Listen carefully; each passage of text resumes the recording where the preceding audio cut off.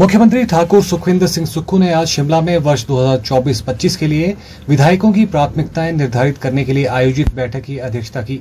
प्रथम दिन के पहले सत्र में जिला ऊना, हमीरपुर तथा सिरमौर के विधायकों की प्राथमिकताओं पर चर्चा की गई।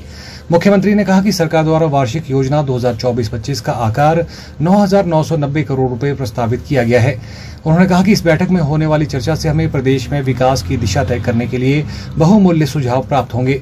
वर्तमान सरकार प्रदेश के सभी क्षेत्रों तथा समाज के सभी वर्गों के तीव्र एवं संतुलित विकास के लिए प्रतिबद्ध है। उन्होंने कहा कि इस उद्देश्य से कांग्रेस पार्टी के घोषणा पत्र को राज्य सरकार के नीतिगत दस्तावेज के रूप में अपनाया है तथा इसके प्रभावी कार्यान्वयन के लिए दृढ़ता से कार्य किया जा रहा है। बैठक के पश्चात मीडिया से बात करते हुए विधायकों ने कहा कि ये बैठक महत्वपूर्ण थी। इस बैठक में विधानसभा क्षेत्र की विभिन्न विकासात्मक योजनाओं पर चर्चा की गई। वो चाहे सत्ता पक्ष के हों चाहे विपक्ष के हों, उनके विधानसभा क्षेत्र के अंदर उनकी कौन कौन सी प्राथमिकता हैं उसका एक पूरा ब्यौरा एक फॉर्म के माध्यम से लिया जाता है। और अन्य कोई चीज़ें हैं वो लिखित रूप में और भी दे सकते हैं, चाहे लॉ एंड ऑर्डर हो, चाहे कोई माइनिंग का विषय हो, या अन्य चीज़ें हों जो फॉर्म के अंदर नहीं होती हैं उसके ऊपर चर्चा होती है। तो आज भी उसके ऊपर चर्चा की गई है।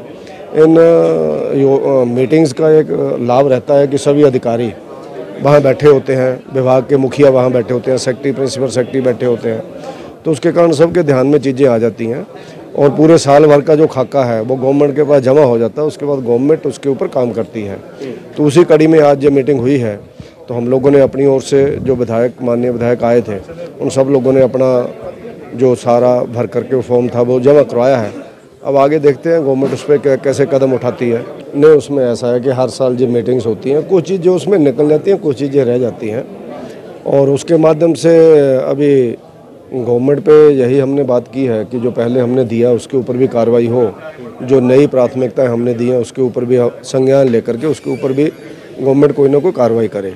लिखित में दिया हमने, लिखित में एक फॉर्म था उसके ऊपर भी दिया है कि क्या क्या चीज़ें हो सकती हैं जिससे नए संसाधन जुटाए जा सकते हैं और किस तरह से हम लोग प्रदेश के अंदर करप्शन को रोक सकते हैं, प्रदेश के अंदर लॉ एंड ऑर्डर को ठीक ढंग से हम लोग आगे बढ़ा सकते हैं। उसके ऊपर लिखित में सुझाव भी दिए, सभी लोग देते हैं तो पूरा दिए, आगे गवर्नमेंट को इसमें कार्रवाई करनी है। बजट इसमें प्राथमिकता में उन पर मैं स्पष्ट कहना चाहता हूँ बहुत ज़्यादा काम नहीं, निराशा मिली उस पर गवर्नमेंट को देख के जो पिछली बार हमने उठाया था। मैं आदरणीय मुख्यमंत्री महोदय से कहना चाहता हूँ विधायक की प्राथमिकता होती है, जो समस्या हम यहाँ पर रखते हैं विधानसभा क्षेत्र की, इलाके की, अधिकारियों को उसको गंभीरता से लेना चाहिए। हम जनहित की बातें रखते हैं, उससे सरकार का भी फायदा है, लोगों का भी फायदा है।